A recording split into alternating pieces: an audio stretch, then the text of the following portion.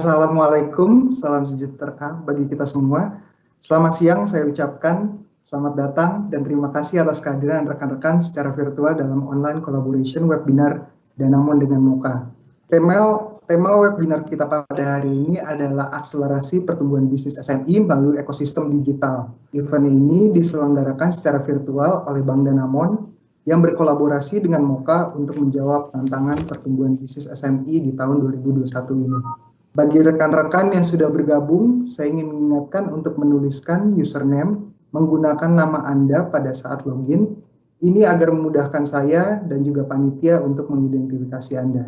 Rekan-rekan sekalian, sebelum kita mulai acara webinar pada hari ini, perkenankan saya membaca beberapa aturan selama webinar berlangsung.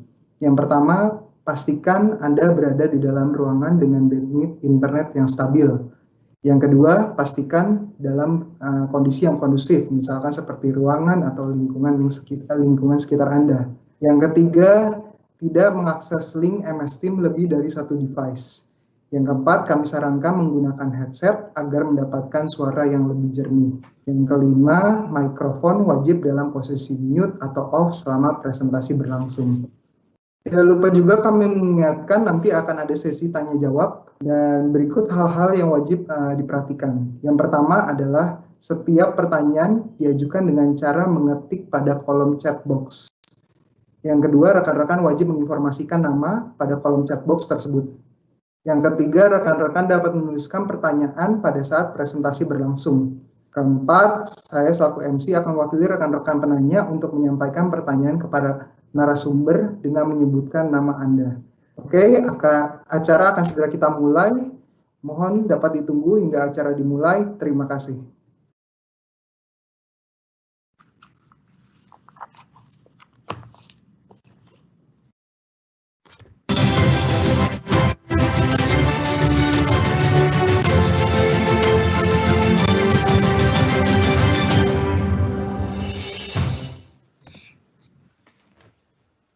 Oke, selamat siang. Assalamualaikum warahmatullahi wabarakatuh. Salam sejahtera untuk kita semua. Selamat datang dalam online collaboration webinar Danamon dengan Moka yang mengangkat tema akselerasi pertumbuhan bisnis SMI melalui ekosistem digital. Senang sekali saya Michael Brandon selaku host dan moderator bisa memandu rekan-rekan semua dalam acara webinar pada hari ini. Kami ingin mengucapkan terima kasih bagi rekan-rekan yang sudah bergabung bersama kami dan tentu saja pada webinar pada hari ini saya tidak sendiri, saya ditemani oleh dua narasumber yang telah hadir secara virtual. Dari itu yang pertama saya sambut Bapak Rudi Martono selaku Head of Segment Alliance and Product Bank Danamon. Kita sapa terlebih dahulu. Selamat siang Pak Rudi, apa kabar? Selamat siang. Oke, thank you Pak Rudi. Selanjutnya yang kedua, kita akan sapa juga kepada Bapak Hilman Desfahrian selaku Merchant Brand Marketing Gojek. Kita sapa juga, tidak lupa Pak Hilman, atau Mas Hilman ya, kita sapanya Mas Hilman. Apa kabar Mas Hilman? Halo Mas Hilman, mungkin mikrofonnya. Halo, selamat siang Mas Hilman. Oke, sembari menunggu itu, maka kita lanjutkan sedikit dengan acaranya. Acara ini akan disiarkan menggunakan platform Microsoft Teams Live Event, di mana rekan-rekan dapat melihat webinar ini melalui perangkat elektronik masing-masing. Karena itu juga, jika ada pertanyaan, rekan-rekan dapat mengajukan melalui media chat box yang tertera di Microsoft Teams masing-masing. Saya informasikan sedikit nih. Ini Mas Hilman udah hadir. Mas Hilman, boleh disapa sedikit? Apa kabar Mas Hilman? Tadi saya sapa sempat nggak ada suaranya. Iya, halo. Selamat siang. Sorry. Ada terkendala teknis. Sekarang suara saya terdengar? Sudah cukup jelas. Thank you Mas Hilman. Udah memberikan. Oke, saya lanjutkan sedikit.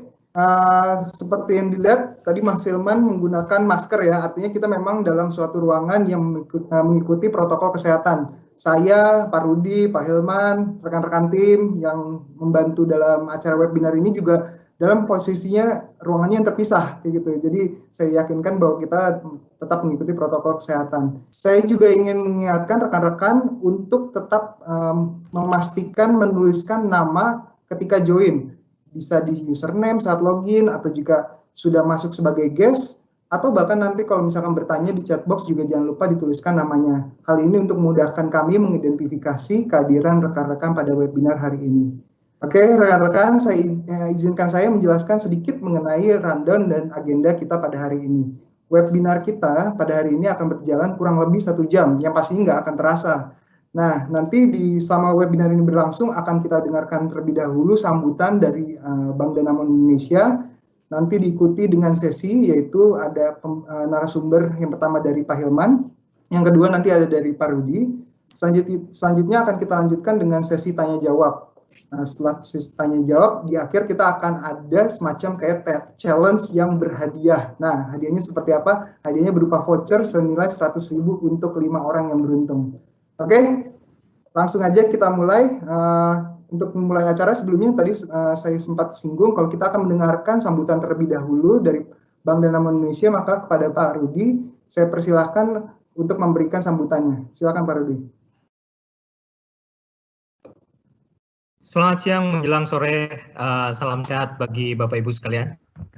Terima kasih atas kesediaan Bapak Ibu untuk bisa mengikuti webinar kali ini berkenaan dengan akselerasi pertumbuhan bisnis SMI melalui ekosistem digital. Di era seperti ini, digitalisasi itu memegang proses peran kunci dalam banyak aspek kehidupan kita, termasuk juga dalam pengelolaan bisnis tentunya. Dan melalui webinar kali ini, besar harapan kami, sesi ini dapat memberikan informasi atau wawasan bagi Bapak Ibu sekalian. Dan tanpa berlama-lama mungkin sudah ingin cepat masuk ke sesi ini, Pak Brandon, mari kita segera mulai sesi kali ini, Pak. Oke, thank you Pak Rudi atas sambutannya. Oke, betul sekali. Kayaknya kita udah nggak sabar nih untuk mendengarkan sesi yang selanjutnya. Oke, sesi selanjutnya kita akan langsung masuk ke sesi yang pertama. Pak Hilman, mohon dipersiapkan. Jadi Pak Hilman ini sedikit saya menjelaskan kalau misalkan Pak Hilman adalah merchant brand marketing Gojek. Nanti Pak Hilman sendiri akan menyampaikan topik mengenai maju dengan pasti bersama Moka. Maka dari itu, tanpa menunggu lebih lama, kami persilakan Pak Hilman untuk menyampaikan materinya.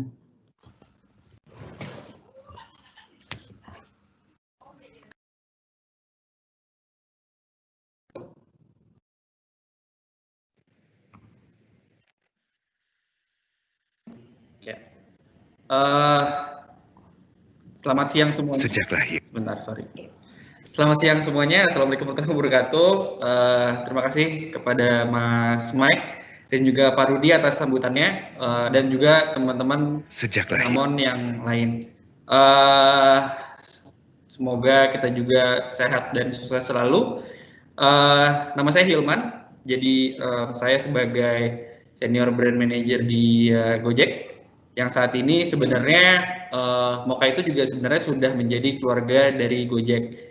Jadi kedepannya dan objektif dari kami selaku dari teman-teman Gojek, kita pengen memberikan sebuah solusi yang holistik end-to-end untuk SME di Indonesia.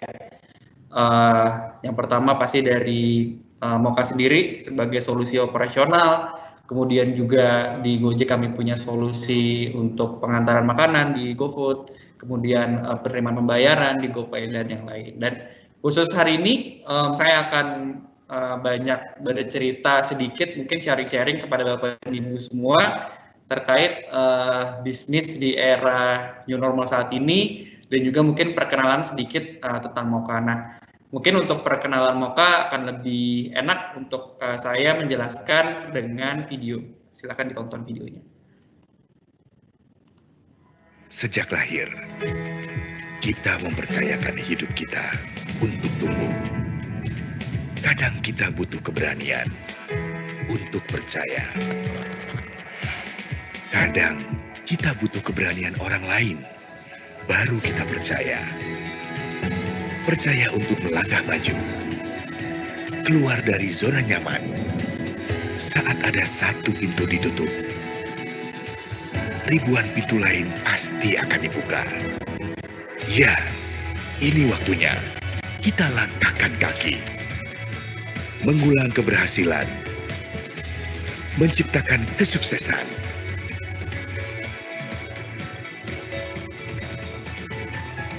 Untuk masa yang lebih baik.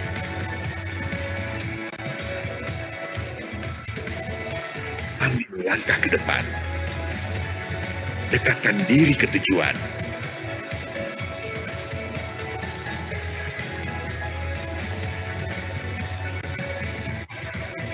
Percayalah, ini saatnya untuk maju dengan pasti.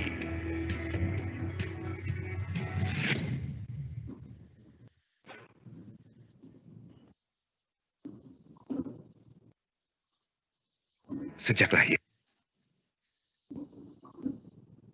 Jelaskan lebih lanjut sedikit tentang Moka. Tapi hari ini saya sebenarnya akan kebanyakan sharing tentang bagaimana sih dukungan digital untuk bisnis maksimal, apalagi di era new normal saat ini gitu.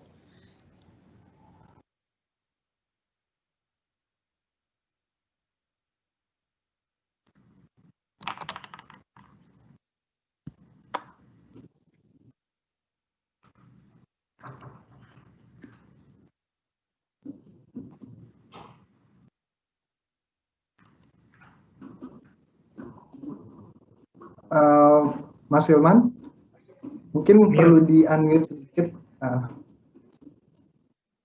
karena suaranya sempat tidak terdengar. Nah, ya. Oke, sudah terdengar. Ya, kedengaran kan ya? Ini saya sedang share screen, terlihat kan ya? Terlihat dengan jelas. Ya. Oke.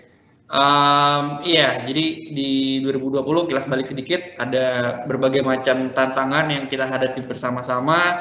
Salah satunya adalah tantangan di usaha atau bisnis, di mana menurut Bapak Edi Satria nih dari Kemenkop RI, bahwa sebenarnya dengan adanya pandemi itu benar-benar menyebabkan hampir 50% UMKM itu menutup usaha. Kemudian 80% tidak memiliki tabungan, dan lebih dari 60% usaha mikro mengurangi tenaga kerja gitu. Jadi bisa disimpulkan bahwa sebenarnya banyak sekali yang menutup usaha, tapi kemudian sebenarnya tidak ada semacam plan B atau plan C-nya untuk mempersiapkan sebenarnya kalau misalnya saya tutup usaha besok bisa gimana nih gitu. Jadi masih banyak hal-hal yang belum teredukasi, terutama di masyarakat Indonesia gitu. Nah, ini maka dari itu sebenarnya tema hari ini sebenarnya akan lebih banyak fokus ke digitalisasi, karena kita sudah lihat bahwa memasuki awal 2021 sudah banyak sekali teman-teman mitra usaha dan mungkin bapak-bapak dan ibu-ibu juga salah satunya sempat tutup di awal-awal, kemudian bangkit kembali, terus sekarang udah mulai growing bisnisnya, semua itu berkat teknologi, karena tidak memungkiri digitalisasi atau teknologi itu membantu kita sekali ketika menghadapi era new normal saat ini gitu. Ini adalah perubahan gaya hidupnya. Jadi cerita sedikit di Moka sendiri, kita sempat riset juga. Sebenarnya kita punya tim data yang sering melihat data-data dan behavior dari bisnis di Indonesia, di mana menurut data ini, dan kami juga kemarin sempat bekerja sama dengan salah satu perusahaan riset yang cukup well known ya di Indonesia, namanya Kantar. Jadi menurut data ini adalah banyaklah perubahan dalam konsumsi media di kala setelah pandemi ya. Maksudnya bukan di sebelum pandemi, tapi saat pandemi dan setelah pandemi gitu. Ternyata memang perubahannya tuh ya sekarang lebih banyak ke media sosial, internet, bahkan TV saja itu ada di peringkat ke-5 gitu. Yang mana mungkin sebelumnya TV udah mungkin masih masuk di ranking pertama gitu. Jadi dengan adanya konsumsi media yang berubah ini, kita tahu nih media sosial, internet, dan pesan instan itu semua berkat internet dan teknologi. Jadi insight-nya yang bisa kita dapat di sini adalah kita bisa membuat rencana untuk memanfaatkan media-media seperti ini sebagai sarana komunikasi dan promosi produk gitu.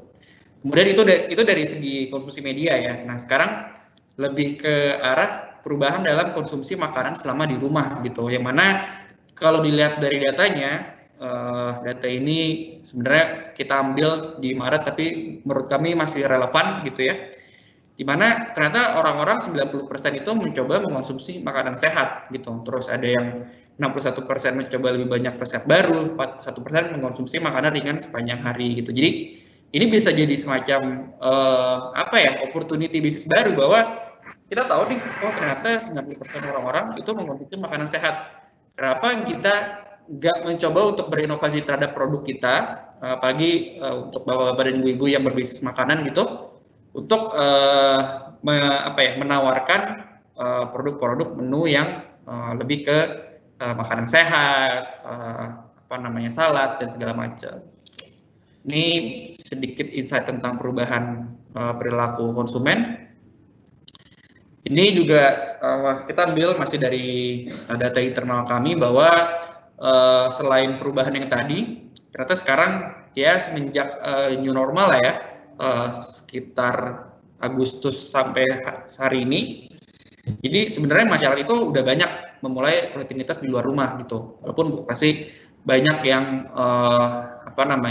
menerapkan protokol kesehatan gitu. Nah, sementara ya 36%-nya ternyata masih banyak yang takut meninggalkan rumah gitu. Jadi walaupun orang udah berani keluar, tapi sedikit dari masyarakat ternyata masih takut untuk keluar. Kemudian ada peningkatan aktivitas secara online, terus juga pasti di kota besar ya, kita juga tahu nih semenjak pandemi banyak sekali olahraga-olahraga kayak sepeda, itu tuh mencuat kembali menjadi tren gitu. Ini bisa jadi opportunity untuk kita. Kemudian saat ini masyarakat juga lebih sadar akan kondisi keuangan mereka karena kita mungkin jadi pembelajaran juga ya bahwa ketika di awal-awal pandemi banyak usaha yang mungkin kasarnya bangkrut gitu dan tutup usahanya, tapi dari situ masyarakat jadi belajar, oh ternyata gue harus punya plan B dan plan C nih kalau misalkan usaha gue ini tutup gitu. Mungkin mulai mempersiapkan tabungan, investasi segala macam gitu. Jadi financial literacy-nya ternyata di era pandemi ini justru malah meningkat gitu loh. Terus ya banyak juga usaha-usaha yang karena tidak bisa berjualan offline, jadinya memilih untuk direnovasi dan menyediakan menu frozen food karena sering juga ya teman-teman, bapak dan ibu-ibu juga sering lihat di GoFood kami banyak menawarkan kategori frozen food. Terus juga dari sisi kesehatan juga ini cukup unik juga, ternyata sekarang banyak yang mengonsumsi vitamin dan jamu, itu juga jadi salah satu opportunity bisnis baru nih. Banyak sekali teman-teman kita yang menawarkan produk jamu gitu. Nah ini adaptasinya, jadi kita udah tahu perilakunya seperti apa yang tadi. Nah ini cara untuk beradaptasinya. Nah ini juga beberapa tren yang kita cermati di era pandemi ini, di mana ini merupakan ada 5 kategori bisnis besar dengan transaksi dan pendapatan tertinggi. Pastinya F&B masih berada di peringkat pertama gitu, gimana kalau misalkan ditelaah lebih dalam beberapa item atau produk yang populer F&B ya pasti masih ada menu seperti es teh, snack kekinian, dessert, kopi, cookies, terus minuman berbahan dasar susu. Retail itu ada ya sepatu, kemeja, kaos hijab, terus yang lain mungkin ada perawatan personal, kecantikan, dan skincare.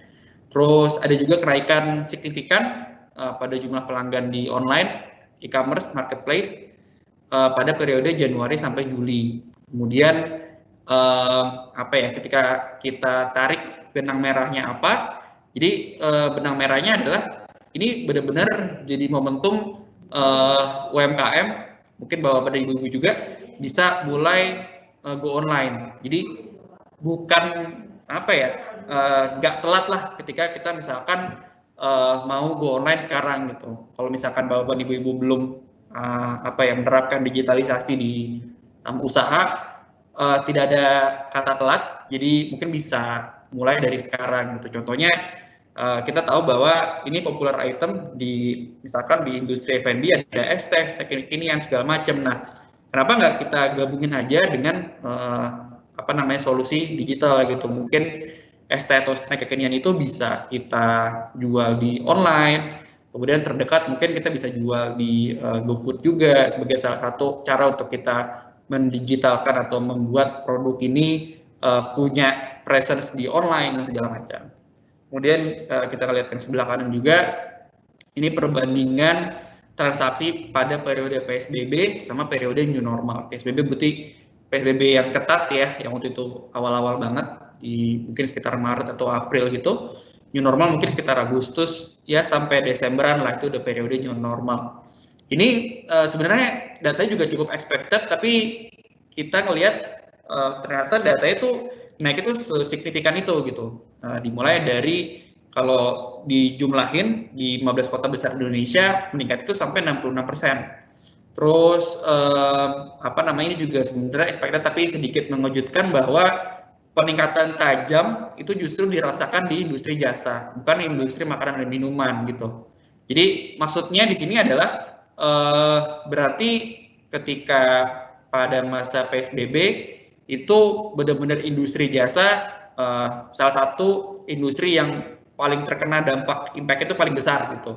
Kemudian pas periode new normal itu mereka teman-teman atau UMKM di industri jasa seperti barbershop, mungkin ya salon segala macam, itu tuh dia benar-benar bounce back dari yang tadinya struggling dan ada di ibaratnya secara numbers ya, itu ada di terpurukan, tapi ketika masuk periode new normal itu mulai naik gitu. Berarti bisa ditarik kesimpulan bahwa teman-teman UMKM yang di industri jasa ini mereka mampu ternyata beradaptasi dengan new normal, dengan keadaan baru ini gitu.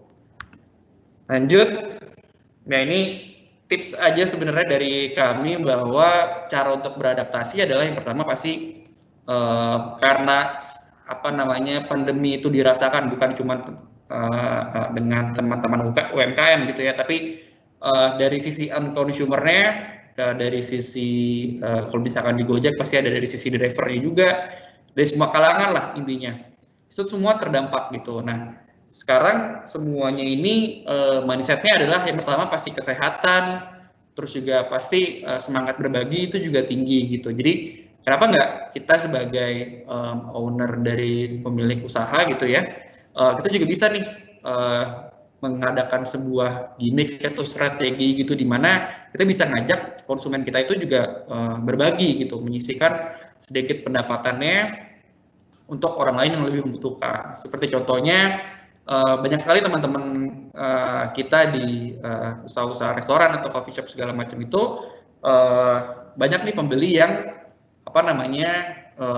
beli di tempat take away atau GoFood gitu ya. Tapi dari sisi usahanya juga mereka banyak mengejarkan dari sisi komunikasi dan di sosial medianya, yuk bantu sisihkan uang kamu misalkan dengan beli kopi 20.000 itu 100 atau 500 rupiahnya deh itu akan kami sisihkan gitu, dan ternyata animonya juga banyak gitu. Jadi jangan takut untuk mengajak konsumen untuk berbagi, karena ibaratnya ini semua tuh dirasakan semua orang, jadinya kita juga bisa menginvolve konsumen kita supaya kita juga bisa lebih dekat ke konsumen gitu. Terus juga bisa mulai berbisnis tapi dari rumah gitu ya, bisnis rumahan. Nah, beberapa bisnis model untuk bisnis rumahan ya ada yang bisa menyediakan frozen food, ready to cook, produk-produk DIY gitu. Dan sekarang kalau frozen food mungkin udah cukup menjamur ya, tapi kalau produk yang do it yourself mungkin nggak terlalu banyak gitu, tapi ada beberapa yang unik di mana misalkan ada barang yang sekarang tuh lagi marak, yaitu tali masker, seperti yang saya pakai juga di sini nih, tali masker. Itu tuh banyak sekali yang menjual di e-commerce dan marketplace gitu, dan penjualannya juga cukup signifikan. Nah, ini bisa jadi salah satu opportunity buat bisnis kita juga gitu, dan semua itu bisa jual ya dari rumah semua gitu, bikinnya juga dari rumah, jual juga dari rumah. Kalau misalkan online kan berarti ada driver juga yang nyamperin ya barangnya. Jadi benar-benar kita nggak keluar rumah gitu, lebih safe. Tapi ya ketika di rumah aja juga kita masih tetap bisa berkreatif dengan semampu kita, dan ini juga bisa jadi lahan untung juga buat kita gitu. Lanjut, ya ini kami juga sempat mengadakan survei sebenarnya ke teman-teman UMKM dan teman-teman yang sering beli kebutuhan produknya di coffee shop, restoran segala macam gitu ya. Yang kami tanyakan adalah sebenarnya apa sih pelanggan yang harapkan dari bisnis gitu. Karena mereka sepakat bahwa 97% masyarakat itu benar-benar pengen pemilik bisnis tetap mengiklankan produk mereka. Maksudnya tetap mengiklankan berarti mengiklankan di era pandemi ini ya. Jadi pandemi itu bukan malah jadi iklannya jadi surut, tapi tetap iklan aja. Tapi ada semacam catatan lah, di mana yang pertama 50% itu mereka pengen si pemilik bisnis itu menawarkan perspektif dan langkah-langkah positif gitu. Yang kedua, menjelaskan bagaimana brand bisa membantu pelanggan memenuhi kebutuhan mereka, dan yang ketiga, menginformasikan upaya yang dilakukan bisnis dengan kalau misalkan ditarik benang merahnya adalah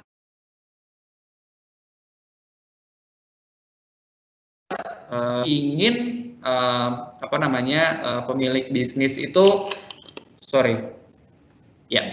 pemilik bisnis itu berkomunikasi mungkin tentang kesiapan masyarakat di era pandemi, terus selalu mengingatkan tentang protokol kesehatan dan segala macam, karena ibaratnya semuanya sedang merasakan pandemi ini, dan mereka butuh semacam motivasi dan cara-cara bagaimana kebutuhan pelanggan itu masih bisa tercapai gitu. Kemudian yang kedua ada bagaimana menerapkan corporate social responsibility. Yang pertama dari komponen bisnis kan sebenarnya nggak cuma pemilik usaha dan bisnisnya kan, dan pelanggan gitu. Ada juga salah satu komponen yang paling penting adalah karyawan. Kita tahu juga banyak cerita juga dari teman-teman pemilik usaha yang lain, mereka dengan berat hati akhirnya memecat karyawannya lah, karena ya ibaratnya bisnisnya juga udah struggle, nggak bisa dipertahankan, jadinya mau nggak mau solusi terakhir untuk mempertahankan adalah memecat karyawan. Nah, di era pandemi ini ya sebenarnya corporate social responsibility juga penting untuk diterapkan di usaha kita gitu, walaupun mungkin usahanya belum selevel corporate. Tips-tipsnya adalah di sini dari perspektif pelanggan, ya pengen 76% itu pengen si pemilik bisnis itu mengutamakan kesehatan dan keselamatan karyawan gitu. Jadi karyawan paling utama lah, kesejahteraannya, kesehatan dan keselamatannya juga, karena ibaratnya karyawan tetap harus bekerja, tapi ketika bekerja kan ketika keluar rumah masih ada kesempatan untuk mereka terpapar virus. Nah, mereka pengen sih karyawannya tetap diperhatiin nih kesejahteraan, kesehatan dan keselamatannya gitu. Terus yang kedua, 60% pelanggan berharap bisnis dapat ikut berdonasi, sama yang ketiga 41% pelanggan berharap bisnis dapat mendukung pemerintah dalam penyebaran virus gitu. Ini tips untuk gimana kita mengubah prioritas, karena yang tadinya itu ketika memasuki pandemi bisnis itu lumayan struggling dan dalam tanda kutip anjur-anjuran. Nah, sekarang saatnya untuk kita bounce back, untuk kita mencoba bisnis untuk lebih stabil dan sekarang berorientasi ke profit, dan ini beberapa tipsnya. Nah, ini juga ada berbagai macam tips dari kami juga untuk berekspansi bisnis di masa pandemi. Ini bisnis modelnya tadi sempat saya jelaskan juga, ada reseller, dropship, terus pre-order, ready stock. Dan ini juga strategi gimana kita nggak cuma growth ya, ini mungkin istilahnya misleading, tapi lebih ke arah kita pengen jadi profit, yaitu menginvolve teknologi dan digitalisasi ke dalam usaha. Salah satunya ada e-commerce, marketplace, terus mencoba mengalokasikan SDM ke aplikasi, terus perhatian kepada loyalitas pelanggan dengan digitalisasi, dan mengoptimalkan dan memaksimalkan produksi barang. Nah, ini juga salah satu tips kami.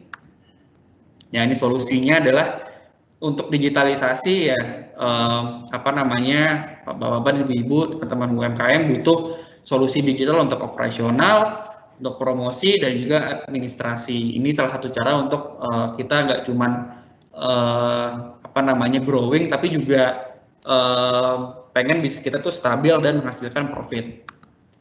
Kemudian ini lebih ke arah operasional. Itu sebenarnya cukup penting sebenarnya. Di dalam operasional aspeknya adalah pencatatan keuangan, laporan bisnis, segala macam. Sebenarnya itu penting karena yang pertama kita harus kita bisa tahu nih secara detail perkembangan usaha, terus kemudian kemudahan akses permodalan karena dengan pencatatan dan laporan bisnis yang baik itu bisa jadi modal untuk kita mengakses permodalan. Terus yang ketiga itu bisa jadi acuan penting dalam membuat strategi atau mengambil keputusan. Nah ini saya sedikit menjelaskan tentang Moka, di mana Moka sendiri itu adalah salah satu teknologi untuk operasional usaha. Ini juga salah satu cara untuk mendigitalisasi usaha. Jadi digitalisasi usaha itu bukan hanya sekedar kita menjual bisnis kita di online, di sosial media, di e-commerce marketplace, tapi dari sisi operasional kita bisa mendigitalisasi sebenarnya. Nah keuntungannya apa sebenarnya? Nah, keuntungannya tadi sebenarnya sempat saya singgung sebelumnya, di mana dengan pencatatan keuangan di digital jadi bisa lebih gampang untuk kita mengakses permodalan, pencatatan juga lebih rapi, lebih nggak manual, otomasi. Terus kemudian juga kita bisa tahu ketika kita mau mengambil keputusan penting dalam bisnis, kita jadi tahu nih karena kita ada basis datanya gitu. Nah, sebenarnya gimana sih Moka bisa membantu bisnis berkembang dari sisi operasional ya, karena Moka sendiri kita berbasis aplikasi, berbasis cloud juga. Maksudnya adalah semua data-data tersimpan dengan baik di cloud, jadi pemilik bisnis bisa memantau bisnis di mana saja dan kapan saja. Mungkin kalau manual, pencatatan manual mungkin bapak-bapak dan ibu harus revisit lagi buku catatan keuangan, terus lihat satu-satu nih, transaksi di kemarin tuh ada apa aja ya, di bulan tuh ada apa aja ya gitu. Nah, dengan Moka semuanya itu ada di aplikasi, transaksi semuanya ada di satu tempat, gampang diaksesnya, kemudian gampang juga diolahnya gitu. Kayak itu tadi ya solusi untuk bisnis.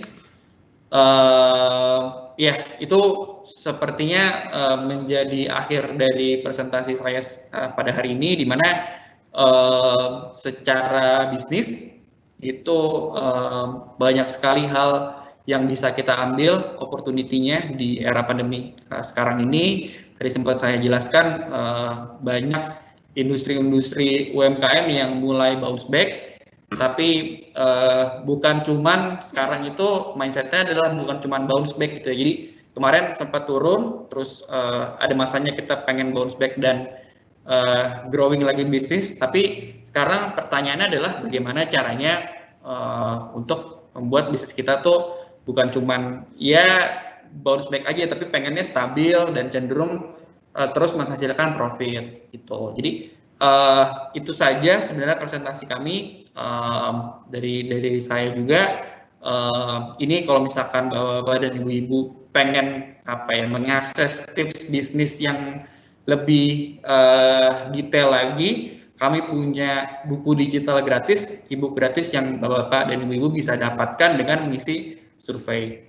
Surveinya ada di sini, bapak dan ibu-ibu bisa scan QR-nya atau bisa mengakses dengan memasukkan link bit.ly/webinar/danamon. Itu tolong diperhatikan juga besar kecilnya, jadi Danamonnya D-nya besar, yang lainnya kecil. Itu dengan mengisi survei ini Bapak dan Ibu bisa mengakses tips bisnis yang lebih dalam lagi, seperti yang tadi. Kalau yang tadi mungkin lebih kulit-kulitnya doang gitu, tapi dengan buku digital yang kami punya itu gratis, itu bisa Bapak-bapak dan Ibu manfaatkan untuk pelajarin setiap saat.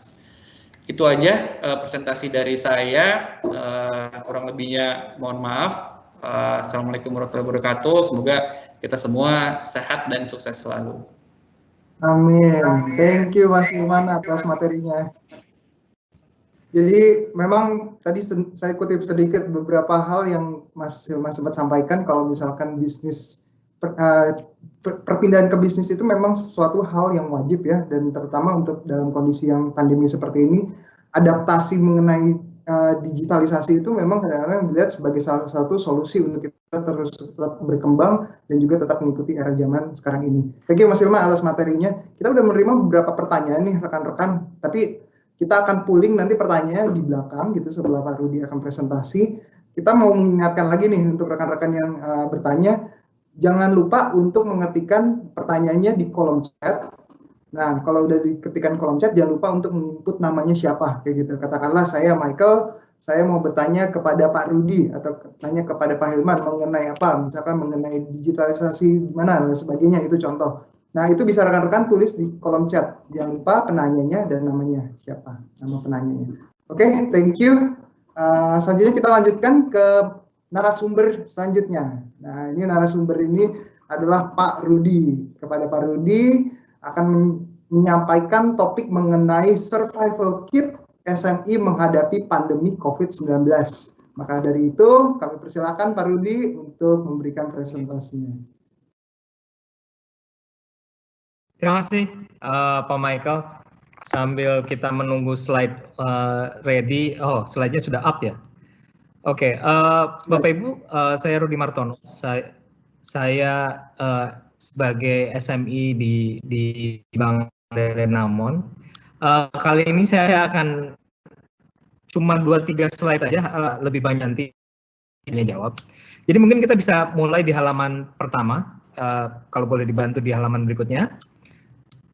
Jadi kurang lebih dari sini ceritanya bukan cerita baru sebetulnya Bapak Ibu, bahwa pendapatan kita menurun. GDP atau pendapatan gross domestic product kita menurun sejak tahun lalu gitu kan. Kemudian kita juga termasuk negara yang mengalami resesi, bahkan beberapa yang menyatakan bahwa Indonesia di kuartal 1 ini masih akan mengalami kontraksi gitu kan. Walaupun ada beberapa pihak lain yang menyatakan enggak, Indonesia di kuartal pertama ini sudah mulai positif gitu kan, tapi secara umum kondisi yang kita alami saat ini bukan kondisi yang menyenangkan, tapi kondisi yang sulit. Kalau kita lihat ada beberapa industri-industri yang betul-betul terdampak, transportasi, hotel, pakaian, kemudian restoran gitu kan, manufaktur, itu semua industri-industri yang terdampak. Tapi seperti kalau peribahasa Cina yang mengatakan weiji, jadi setiap kesulitan itu ada kesempatan di dalam. Ternyata ada industri-industri juga yang cukup berkembang. Di antaranya adalah internet, gitu kan. Teknologi yang berkaitan sama internet di dalam masa-masa pandemi ini cukup membaik bahkan, gitu kan. Beberapa hal justru malah meningkat, gitu. So, secara umum kondisi sulit, namun kesempatan selalu ada. Mungkin itu message yang kita harus pahami bersama, harus kita lihat bahwa Indonesia dalam keadaan sulit betul, tapi justru ada beberapa opportunity atau ceruk-ceruk baru yang kita bisa manfaatkan untuk perkembangan bisnis kita. Di slide selanjutnya, itu saya akan memperlihatkan juga, di slide berikutnya itu memperlihatkan beberapa industri. Jadi kalau kita lihat, industri itu, kalau SME itu banyak di mana sih sebetulnya gitu ya. Saya lihat di sini, kalau saya lihat tadi daftar hadir itu bukan beberapa ya, mungkin cukup signifikan itu statusnya adalah karyawan justru. Jadi mungkin karyawan di rumah sedang mencari ide-ide baru, gimana caranya, ya takut dipecat juga mungkin dari perusahaannya sekarang, siap-siap untuk bikin suatu bisnis baru. Kira-kira di SME itu bisnisnya apa sih banyakan gitu ya. Di sebelah kiri itu bisa kita lihat bahwa SME itu kebanyakan itu punya bisnis itu ada 3 mungkin ya, 3 besar yang saya highlight di sini paling atas itu. Retail, wholesaler gitu kan. Yang kedua adalah manufacturing, material, bisa macam-macam gitu ya. Mungkin aja furniture, mungkin aja baju gitu kan, atau mungkin yang lain. Dan yang terakhir adalah makanan, restoran and F&B service. Ini adalah 3 industri-industri yang secara skala itu SMI banyak berkecimpung gitu. Dan dalam kesulitan-kesulitan ini, industri-industri ini banyak bantuan dari pemerintah. Di antaranya adalah ada program ekonomi nasional yang memberikan hampir 100 triliun rupiah untuk membantu para SMI ini. Ada subsidi bunga. Subsidi bunga itu kurang lebih diberikan kepada 20 juta debitur. Ada juga penjaminan kredit. Maksudnya penjaminan kredit itu seperti apa sih? Jadi bank itu ada kecenderungan untuk berhati-hati dalam memberikan kredit. Dalam kondisi pandemik seperti ini, tentu resiko gagal bisnis itu lebih tinggi. Oleh karenanya, SMI, debitur-debitur SMI ini disupport oleh asuransi. Jika terjadi sesuatu hal, asuransi akan bantu, akan bantu. Jadi itu juga satu program pemerintah yang masuk. Selain itu juga untuk bantuan untuk usaha mikro, sekitar 9 juta penerima. Jadi kalau saya lihat stimulus ekonomi dilakukan pemerintah juga sudah luar biasa. Bahkan menurut saya salah satu yang cukup agresif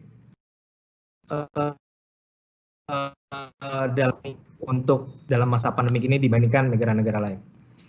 Nah, di slide berikutnya adalah mungkin slide yang paling penting dan paling dekat dengan hati saya sebetulnya. Di slide gitu, di sini sebetulnya ceritanya satu, Bapak Ibu sekalian. Kondisi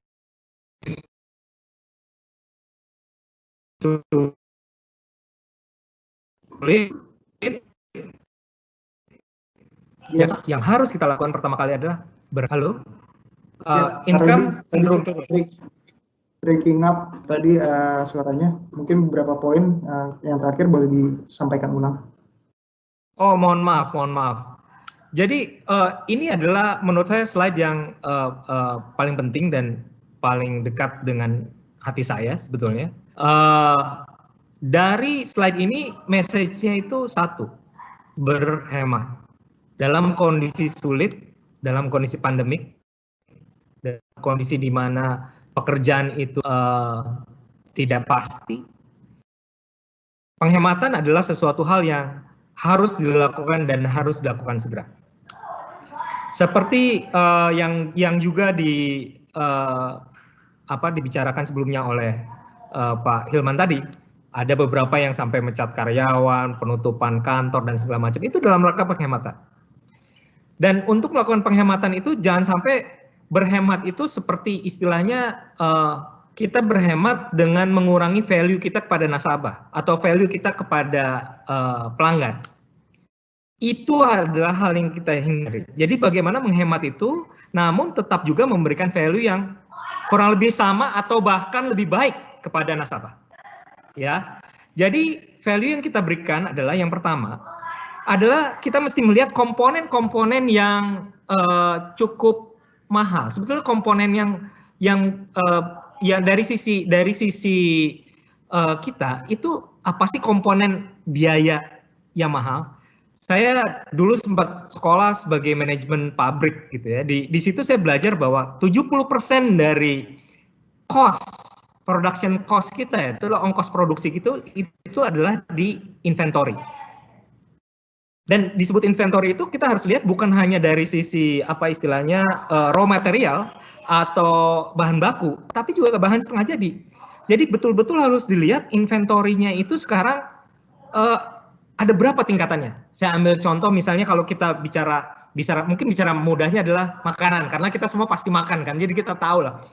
Kalau kita jualan makanan misalnya makanan paling terkenal di Indonesia adalah nasi goreng, dari kaki 5 sampai bintang 5 ada tuh nasi goreng. Misalnya kita nasi goreng itu butuh raw material apa sih? Telur misalnya, nasi, kecap gitu kan. Dan kita mesti tahu kalau kita membuat nasi goreng itu 100, berarti persediaannya itu harus berapa untuk hari itu? Apakah 100 juga, apakah cukup 70 atau sampai harus 200? Perputaran stok inventory harus dimonitor. Yang kedua, mengurangi biaya yang tidak diperlukan. Seringkali SMI, nasabah SMI itu atau nasabah UKM itu datang kepada bank bilang bahwa saya tidak punya modal.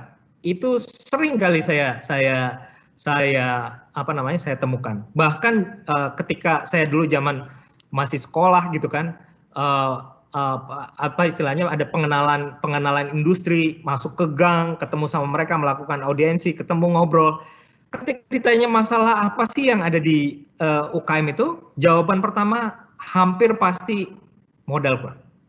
Tapi pada saat kita coba lihat, misalnya kita sebagai toko kelontong atau toko misalnya bahan baku gitu ya, kita punya yang namanya supplier, kita punya yang namanya buyer, kita punya piutang, kita punya hutang, gitu kan. Seringkali sebetulnya utang kita itu bisa dibayar melalui piutang selama kita bisa menjadwalkan secara baik. Kita harus memastikan bahwa piutang itu misalnya tanggal 5 harus sudah dibayar, karena tanggal 7 saya harus ada utang yang harus saya bayar. Jadi biaya beban bunga, biaya modal itu bisa diturunkan. Itu yang kedua. Dan yang ketiga, media penjualan. Bagaimana kita memboost our sales, gimana kita penjualan itu lebih tinggi gitu ya. Pengalaman keluarga saya gitu kan, kita punya warung nasi kecil-kecilan di Jalan Mangga di Fatmawati, Jakarta. Itu kita punya ada beberapa menu.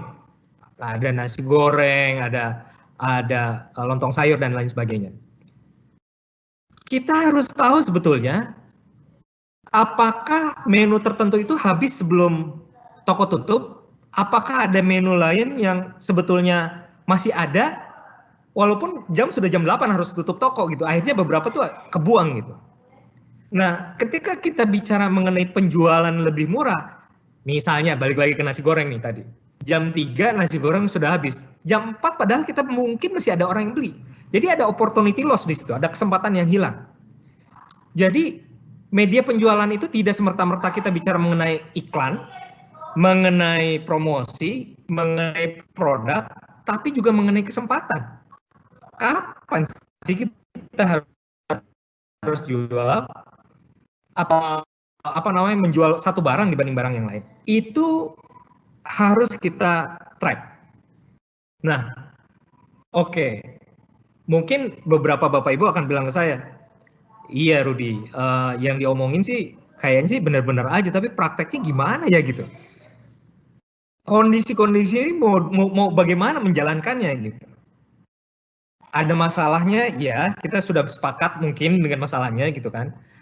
Ada hal yang harus dilakukan, iya, sudah terbayang kurang lebih, iya, ini harus dilakukan. Tapi caranya bagaimana yang efisien? Karena sebetulnya kalau kita melakukan ini secara manual, secara konvensional gitu kan, atau maksimumnya secara Excel gitu, itu masih lumayan juga tuh. Maksud saya Excel-nya itu akan lumayan kompleks dan lumayan time consuming juga untuk membuat gitu kan. Sehingga kalau kita bisa lihat beberapa solusi di market ya, Bapak Ibu bisa carilah solusinya di mana gitu kan. Tapi terus terang ketika saya tahun lalu ya bareng sama Pak Brandon kebetulan kita mencari kira-kira value apa sih kita mau cari ke customer nih gitu kan. Biar customer itu loyal nih sama Danamon gitu. Kira-kira provide apa sih kita sama nasabah gitu. Kita coba lihat pain point, kita ketemu pain point-nya ini, oh ternyata nasabah-nasabah itu atau pelanggan-pelanggan itu ada kesulitan ini gitu kan. Dan kita coba cari di market, kita coba cari di pasar kira-kira apa sih yang bisa membantu kita nih di sini gitu. Solusi apa sih yang ada? Akhirnya saya ketemu sama Mas Hilman ini gitu kan. Sehingga solusi dari Moka adalah ya ini, solusi untuk menjawab ini. Jadi solusi yang Moka itu bisa memberikan hal-hal yang untuk menjawab challenge-challenge seperti ini. Kalau menurut saya ini solusi baru, tak kenal maka tak sayang gitu kan. Kalau saya boleh, Bu Pinka kita langsung loncat ke 2 halaman selanjutnya gitu kan. Tak kenal tanpa tak sayang, mungkin aja ini sesuatu yang masa sih gitu kan, bisa ya seperti itu. kita punya free trial, dicobain aja dulu Bu, dicobain aja dulu Pak. Bapak Ibu bisa melihat solusi ini, join our trial, dan rasakan gitu. Bagaimana kita bisa berhemat dari sisi operasional cost, berhemat dari sisi pengelolaan kegiatan operasi kita, kegiatan bisnis kita, tanpa mengurangi nilai tambah kepada nasabah. Jadi tadi Mas Hilman ada Bitly-nya di situ, di sini saya ada QR code-nya di sini, Bitly-nya juga ada tuh di atas, http://bitly/moka/ garis miring BDI, bisa coba juga di sini. Intinya adalah saya menutup sesi saya itu dengan kondisi sulit, tapi kita harus survive, kita harus bisa keluar sebagai pemenang di sini, dan caranya adalah bagaimana kita bisa berhemat tanpa mengurangi nilai kita kepada nasabah. Mungkin sekian dari saya, Pak Michael, sebelum kita lanjut ke sesi tanya jawab mungkin. Oke, thank you Pak Rudi. Wah, materinya menarik banget ya. Tadi pakai analogi rumah makan warungnya Pak Rudi kayak gitu, kita bisa tahu kira-kira kapan bisa habis, kapan dia paling tinggi peaknya, pesanannya kayak gimana. Kayaknya absorpsi dari teknologi ini bisa membantu dalam sisi operasionalnya tadi kan kalau kita lihat. Jadi tentu saja akselerasi pertumbuhan bisnis ini jauh lebih menarik lagi tentunya dengan dukungan digital ekosistem. Oke, rekan-rekan semua, tadi kita udah menerima beberapa pertanyaan, tapi sebelum kita masuk ke sesi tanya jawab, perkenankan saya juga pengen menyampaikan challenge si berhadiahnya dulu ya. Jadi tadi seperti yang saya sudah sampaikan sebelumnya, kalau hadiahnya itu berupa voucher MAP bagi 5 orang yang tercepat. 5 orang tercepat untuk apa? Untuk registrasi. Tadi kan Bapak Rudi udah mengirimkan QR code-nya dan juga linknya. Nanti tim panitia juga kita minta untuk publish linknya itu di kolom chat rekan-rekan semua agar rekan-rekan bisa langsung klik dan juga langsung meregistrasi. Siapa cepat dia dapat, itu kuncinya. Yang kedua, nanti rekan-rekan setelah mengklik lakukan registrasi terlebih dahulu, isi informasi singkat, kurang lebih ada 4 atau 5 informasi, itu pun juga terkait dengan informasi pribadi dan juga usahanya. Nah, yang ketiga nanti kalau sudah selesai registrasi, balik lagi ke sini segera langsung input namanya kalau saya sudah registrasi, misalkan Michael dan registration, misalkan seperti itu. Cukup sesimpel itu aja. Oke, sekarang kita masuk ke sesi yang selanjutnya, yaitu sesi Q&A. Kita sudah mendapatkan beberapa penanya kayak gitu, baik dari sisi waktu Moka presentasi, Mas Hilman presentasi, maupun juga dari sisi Pak Rudi presentasi. Nah, saya tanya dulu nih ke kedua narasumber kita. Gitu. Saya akan buka 3 pertanyaan pertama.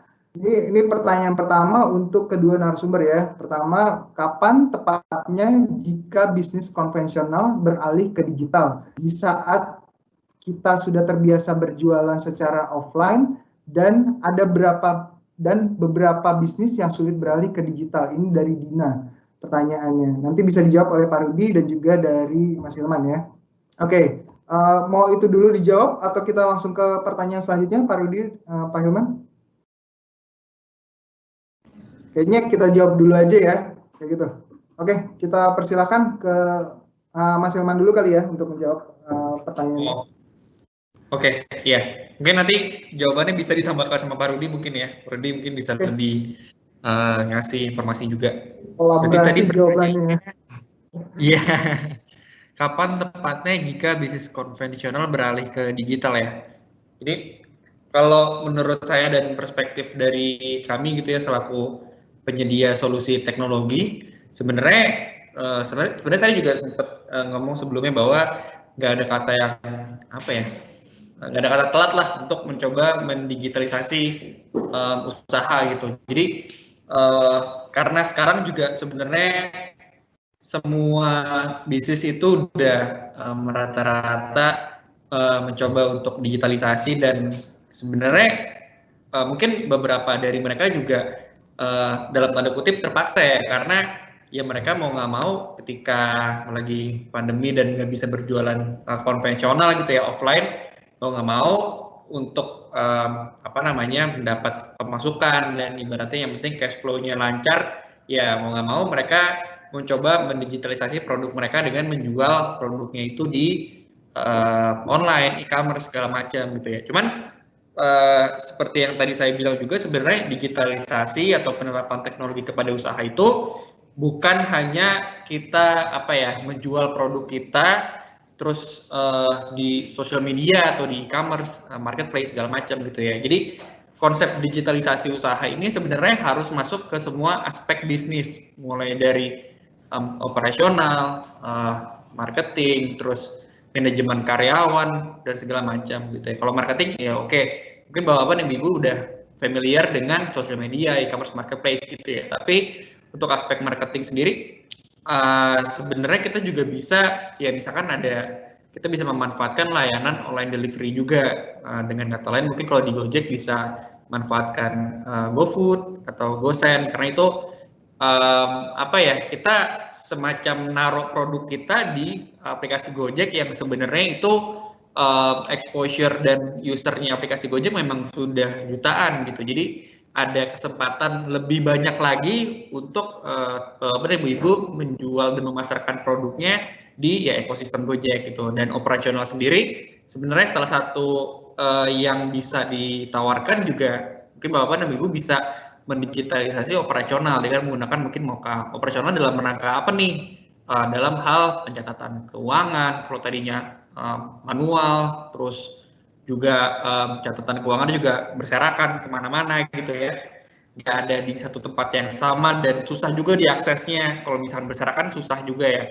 Terus kalau misalkan manual juga kita mungkin ada aja hal-hal yang ke-skip di mana ternyata ada perbedaan angka nih, yang kemarin masukkan seharusnya A kok jadi B gitu. Nah dengan adanya digitalisasi semuanya itu nggak akan mungkin ada perbedaan karena semuanya udah ke-sync semuanya di sebuah teknologi gitu, di sebuah server cloud kalau gitu, kalau misalkan bahasanya di Moka gitu ya.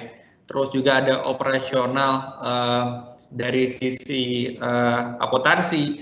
Nah mungkin kalau Bapak dan Ibu mungkin belum ada yang terlalu familiar dengan akuntansi, banyak sekali di luar sana yang menyediakan solusi akuntansi gitu untuk keuangan yang lebih sehat, cash flow yang lebih sehat. Terus juga ada aspek karyawan, di luar sana juga banyak sekali solusi teknologi untuk manajemen karyawan, bagaimana kita mengatur gaji karyawan, absensi dan segala macam. Jadi kalau saya boleh tarik kesimpulan adalah nggak ada yang kata terlambat untuk mendigitalisasi usaha, tapi balik lagi konsep digitalisasi bukan hanya membuat bisnis kita atau produk kita di online, tapi benar-benar mendigitalisasi dari semua aspek bisnis. Mungkin kira-kira begitu. Oke, thank you Mas Ilman. Pak Rudi mungkin mau menambahkan? Cukup senada sebetulnya kalau view dari saya. Jadi intinya kapan harus beralih ke digital? Sesegera mungkin. Kalau bisa sore ini ya sore ini gitu.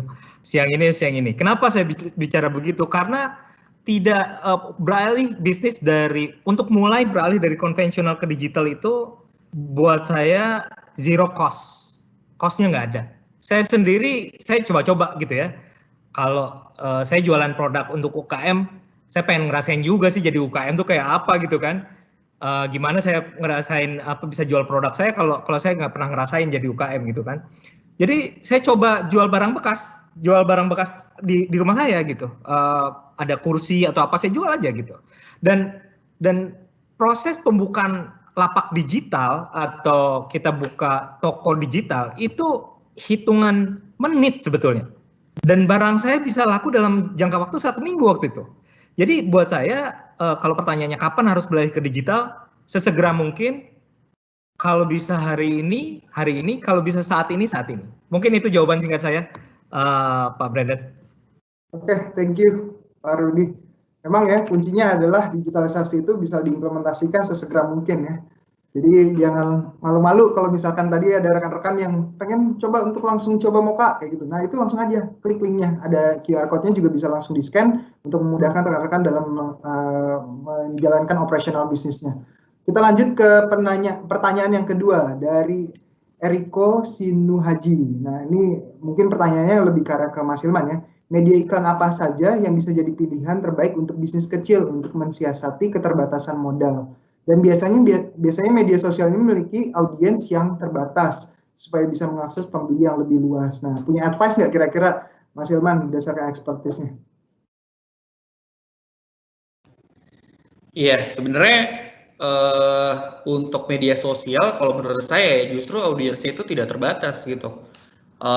Kita tahu misalkan media sosial Facebook gitu dan Instagram. Nah, siapa sih zaman sekarang yang nggak pakai Instagram dan Facebook gitu. Jadi walaupun mungkin ya kalau dibilang kalau di Instagram tuh followers berarti ya followers kita kecil, tapi potensi untuk kita memaksimalkan followers itu lebih tinggi karena pengguna media sosial di Indonesia itu sangat banyak gitu.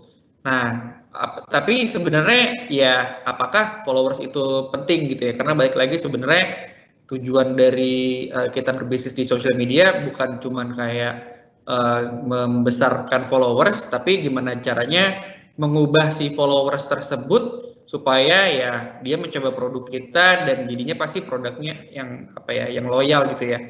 Untuk media iklan sendiri ya mungkin secara paling gampang adalah sosial media. Jadi kalau boleh tarik kesimpulan sebenarnya sosial media bisa kita manfaatkan dahulu. Kalau misalkan belum maksimal, followersnya masih kecil juga ya kita coba maksimalin dari segi kontennya juga. Mungkin kita perbaiki kualitas dari fotonya, kualitas dari segi tulisannya. Itu aja sebenarnya salah satu hal yang paling basic dan menurut saya cukup murah gitu ya.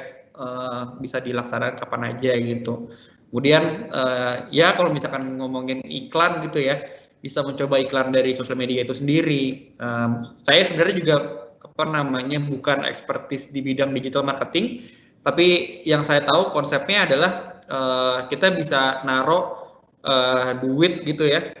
Misalkan sesimpel mungkin 50.000 itu kita bisa ngiklanin di kapan aja dan di mana aja gitu. Nanti si algoritma sosial medianya yang bisa memaksimalkan uang 50.000 kita gitu. Dan ya kalau misalnya ngomongin iklan, kita bisa masukin produk kita di e-commerce dan marketplace.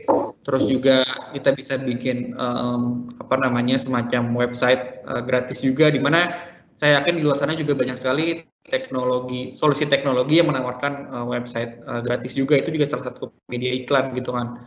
Jadi ya kalau e-commerce marketplace bukan cuman kita naruh produknya di online, tapi itu juga sarana iklan kan. Itu juga bisa kita maksimalin juga tuh produk-produk iklan dari e-commerce sama marketplace di luar sana.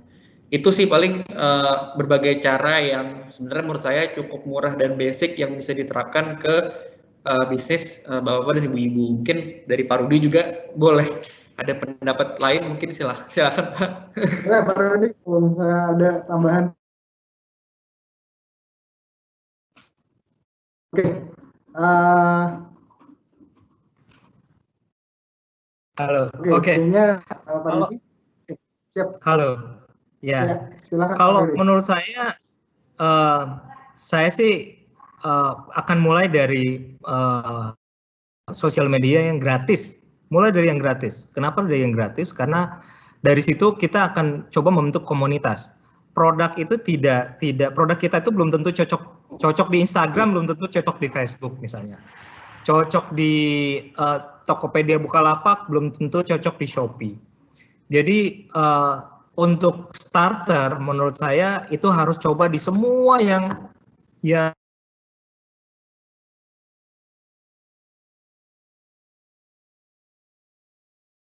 terputus, tapi saya bisa lanjutkan di semua lini kayaknya. Oke. Kayaknya keputus dari Pak Rudi. Jadi mungkin kita bisa geser sedikit ke pertanyaan selanjutnya. Oh, tapi ini pertanyaannya juga berikutnya buat Pak Rudi gitu. Mungkin kita sambil menunggu Pak Rudi join gitu ya. Kita reminder ulang lagi. Pak Rudi tadi sempat keputus Pak Rudi. Jadi nanti kita lanjutkan sedikit setelah saya reminder. Jadi rekan-rekan ini saya udah menerima beberapa registrasi rekan-rekan. Jadi jangan lupa dimasukkan juga nomor handphone dan juga email. Nanti biar supaya kita bisa kontak rekan-rekan buat mengirimkan vouchernya kayak gitu. Kita juga udah menerima dari landing page kita udah ada beberapa lagi gitu. Nah, tapi mereka belum konfirmasi nih di live event QA-nya ini. Jadi kami himbau lagi sekali lagi untuk kalau setelah registrasi jangan lupa untuk dipublish.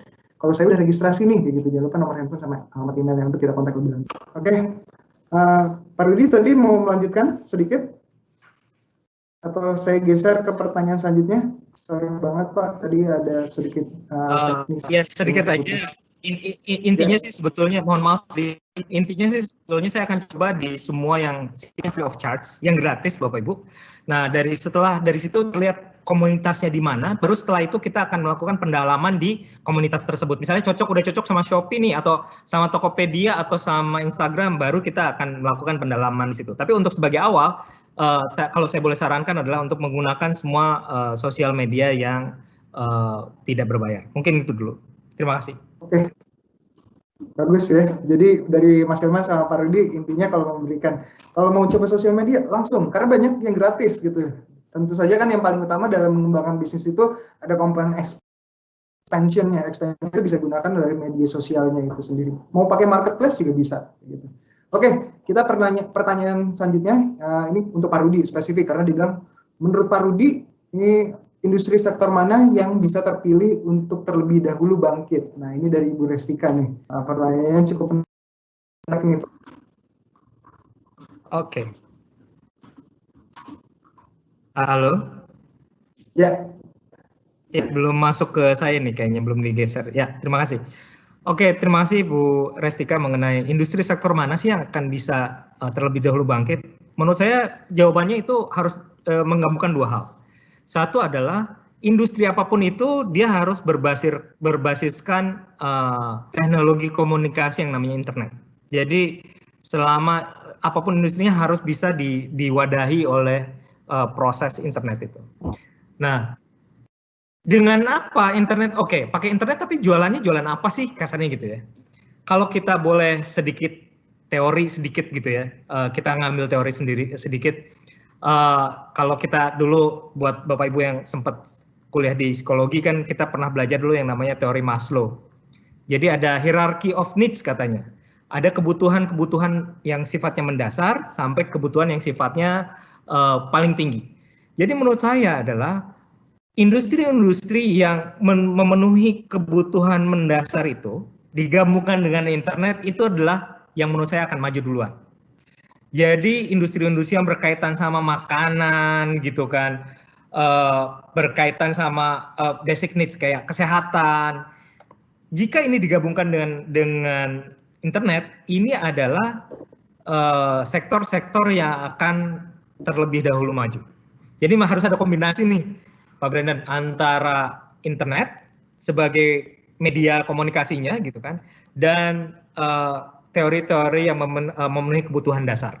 Mungkin itu yang menurut saya akan lebih dahulu bangkit. Oke, thank you Pak Rudi atas outlook-nya. Oke, pertanyaan sudah diberikan, registrasi juga sudah terpenuhi gitu. Nanti untuk para pemenang kita akan langsung hubungi lebih lanjut mengenai proses pengiriman vouchernya gitu ya. Nah, dengan itu kita sudah ada di ujung acara nih, Bapak Ibu sekalian dan juga rekan-rekan. Nah, sebelum saya ingin menutup acara, saya ingin menyampaikan bahwa Bank Danamon melalui kampanye Danamon Solusi Usahaku hadir untuk memberikan solusi yang terbaik bagi rekan-rekan pengusaha, terutama dalam situasi pandemi seperti ini. Kalau misalkan rekan-rekan membutuhkan bantuan, informasi atau pertanyaan terkait dengan misalkan webinar ini atau produknya Danamon, bisa langsung reach out ke Hello Danamon ataupun menghubungi rekan-rekan yang ada di cabang kayak gitu. Nah, saya juga ingin mengucapkan terima kasih kepada partner kita Moka gitu melalui Mas Hilman. Terima kasih banyak atas waktunya, atas kehadirannya. Pak Rudi juga terima kasih atas pemaparan materinya, atas menjawab informasinya juga sangat bermanfaat untuk kita semua. Akhir kata juga saya mewakili panitia mengucapkan banyak terima kasih atas partisipasi dari Bapak dan Ibu sekalian yang telah hadir dan menyempatkan waktu. Semoga webinar ini, materi ini, semoga semuanya bisa bermanfaat untuk kita semua.